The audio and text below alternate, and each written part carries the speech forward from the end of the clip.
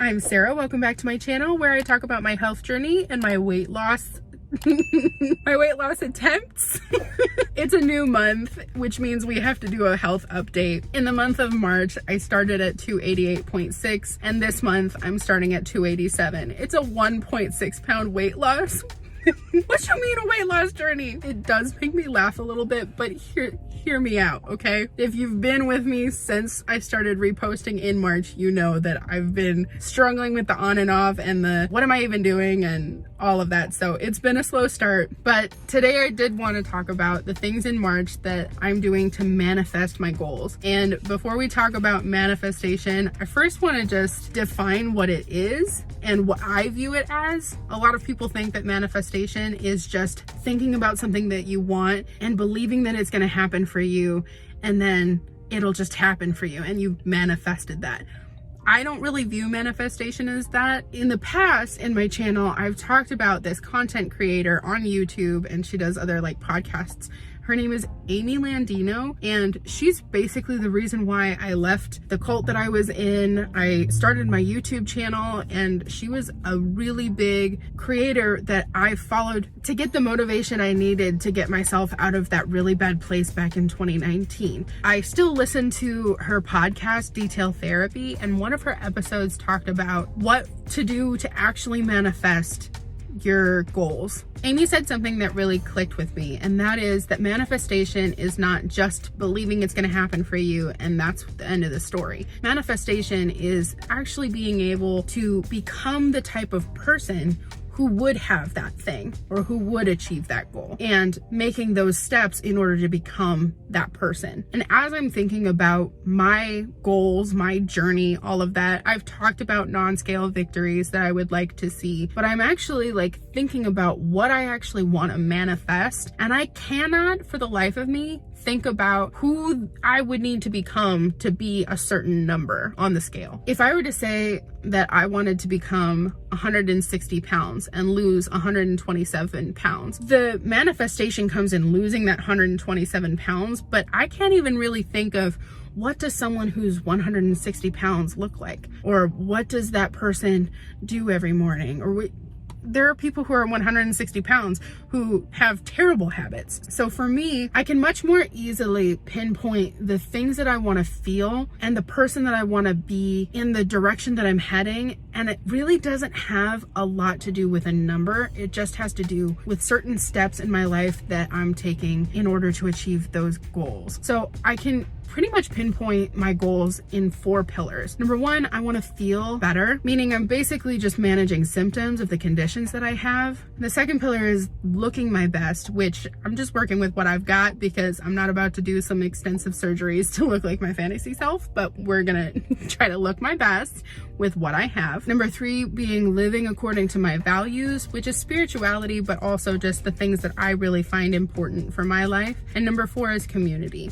So within those 4 pillars, I can think of the things that I would like to manifest in my life. There's been a lot of progress in the month of March toward those goals. For the first pillar of feeling my best, I have a lot of autoimmune conditions and a lot of inflammation. So that's like eczema, allergies, and asthma are the top 3. And then on top of that, I have PCOS and endometriosis for a nice little hormonal mixture of hell. A lot of that for me can be managed with my diet. So eating whole foods and eating foods that reduce inflammation rather than producing inflammation. These are very basic concepts, but I have been eating a lot more at home and not eating out more. And the times that we eat out, I'll talk about later, but they're worth it. Next, I just want some more energy and mobility and less pain in my joints. And so on top of changing my diet, I also have been moving a lot more. We started going to the gym in the month of March, and now that the weather is kind of getting better, I'm going for a lot more walks, which also contributes to my mental health, which is the last category of feeling better. I want to reduce hormonal mood swings, and I also want to feel a lot less food guilt. So those are things that I'm just working through. In terms of mental health, I used to see a therapist, and right now I'm not in therapy because I'm at kind of a maintenance stage. So trust me, I'm not anti-therapy. If I needed to go back to therapy, I'd do it in a heartbeat. I'm in my master's program for clinical mental health counseling. I'm very pro therapy, But right now I'm just kind of in a maintenance phase. And so those are the kinds of things that I am processing and just working through on my own in order to just maintain a feeling of well-being in my mental health. Mental health also ties in with like spirituality and living according to my values and community, but that's where I chose to place that.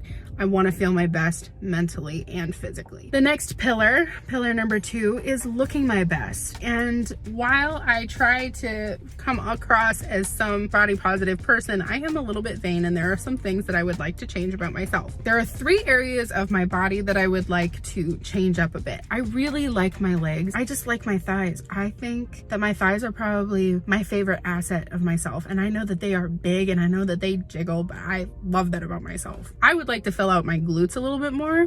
I don't even need to have a smaller butt. I would just like to have a more toned and a more fuller butt. Less of a couch butt and more of a gym butt, if you know what I mean. I'm working on my glutes in the gym, basically. I'm also working on my upper body strength, and I'm trying to tone that area, but I honestly don't really know what to expect in that area because I have so much excess skin on my arms. I'm not about to whip out my arm right now, but if you've seen any of my videos where I show myself like measuring myself, or I just show my skin a lot, but I have a lot of excess skin in my arms, so I don't actually know how defined I can make them look, but we're going with it, and we're just trying to get that area toned up, and hopefully that excess skin will kind of bounce back a little bit once I start building a little bit of muscle there. The last area of my body that I'd like to address is my midsection. I know it's such a tired idea of the hourglass figure, but hear me out. The most dangerous type of fat that we can have on our bodies is visceral fat because it restricts our organs. And visceral fat is the midsection fat. That is often caused by hormones and stress, and having PCOS and increased cortisol. My body just likes to pack a lot of fat in that section. While I don't believe that you can spot reduce sections of fat from your body by like training a particular spot so that you'll only lose fat in that particular spot, I do know that in the process of changing my diet and having somewhat of an exercise routine and sleeping more, I can reduce stress and hopefully balance my hormones so that my body kind of releases that visceral fat from my waist. Again, it's one of those things where I'm not really sure what to expect, and I'm not trying to spot reduce my stomach by like working out my abs more to have a smaller waist. We are not in that delusion land, but I am really thinking that as I'm losing weight, I would like to also address the inflammation and the stress that my body holds on to in order to hopefully reduce the size of my waist. That's what I would like for my own body. That's just my own personal preference for me. Along with like the stress reduction and whole foods and walking and all of that, just like general wellness kind of things that also I'm hoping will clear up my skin and also just reduce inflammation overall. Because I hold a lot of inflammation around my cheeks, and I really like when my face is a little bit more slimmed out and is not as like puffy. Some people really look really beautiful and cute with like doll face kind of like cheeks. Maybe I just need to view myself a little bit more positively, but I like when my face looks a little bit slimmer, and I think that I can reduce a lot of inflammation by taking those steps of like sleeping more and walking and eating less inflammatory foods. Getting into the aesthetic of looking my best self, I'm trying to regrow my hair after over processing it. I colored it, I permed it. It was terrible. Such a bad choice. Now we are just kind of washing it less. We're keeping it up in like a protective style for my type of hair, which is basically just up and away so I'm not touching it all the time, and tucking the ends in so it's not exposed to the elements. But I'm also trying for a little bit more of a natural look. I know this is not natural makeup. In no way, shape, or form would my natural eyes have orange on the eyelids. But for me, in terms of natural makeup and the whole concept of less is more, that basically just means that I'm not wearing lashes anymore, and this is the kind of makeup that I'm trying to go for now. She's becoming that girl who wakes up at 5 a.m., goes to yoga at 6 a.m., and then brunches with all of her rich friends on a boat. That's definitely not gonna happen for me, but I know that I can have that girl makeup, you know what I mean? It's so dumb. The way that I have viewed hygiene in the past is basically just not smelling bad, but now I'd like to smell good. So I've been using some like mango sugar scrub and getting myself nice and shower fresh. Also trying to remember to use the perfumes that I buy. I buy perfumes because the packaging is pretty and then I forget to use perfume. So without being overpowering and trying to announce my presence in a room before I actually enter it, I am still trying to remember to use perfume a little bit more often and become that woman.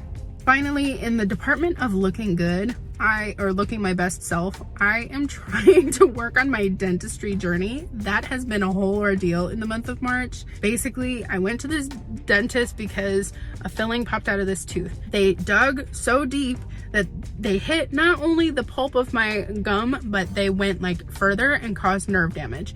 And in the midst of that, they cut my tongue. And then they charged me like $1,100 for that. I am getting my refund. I went to a different dentist and I got a root canal, and it's a whole thing and much more to come in my dentistry journey, but we are on that journey and hopefully things are looking up. I hope. The third pillar of living according to my values is not just spiritual, but it starts there, I guess. I mentioned in my last video that we've been praying before going to bed, and that's because I have a history of nightmares and I had another nightmare and yada yada, and now I'm just really trying to bring that element of spirituality back into my life so that I feel a little bit more protected and a little bit more connected with that which is greater. So hopefully that will help me sleep a little bit better and feel a little bit safer and just overall feel a little bit better about myself and about the world. I don't know. Prayer, whoever you're praying to, maybe that can be helpful. Living according to my values also just looks like composting and recycling and being a little bit of a nature freak. Not really a nature freak, but I'm just slightly crunchy, if that makes sense. We also went to this film festival showing of the film Going Circular, which didn't really give a lot of practical everyday application of reducing one's environmental footprint, but it did present some interesting ideas, and I like going to those kind of events that promote awareness and help people value our environment a little bit more. I also finished this crochet blanket that I have been working on for like the past 6 months at least. Basically, the reason why this is living according to my values, not only is it creativity, but it's like a tiny bit altruistic, just because this blanket that I was working on belonged to a coworker of my mom.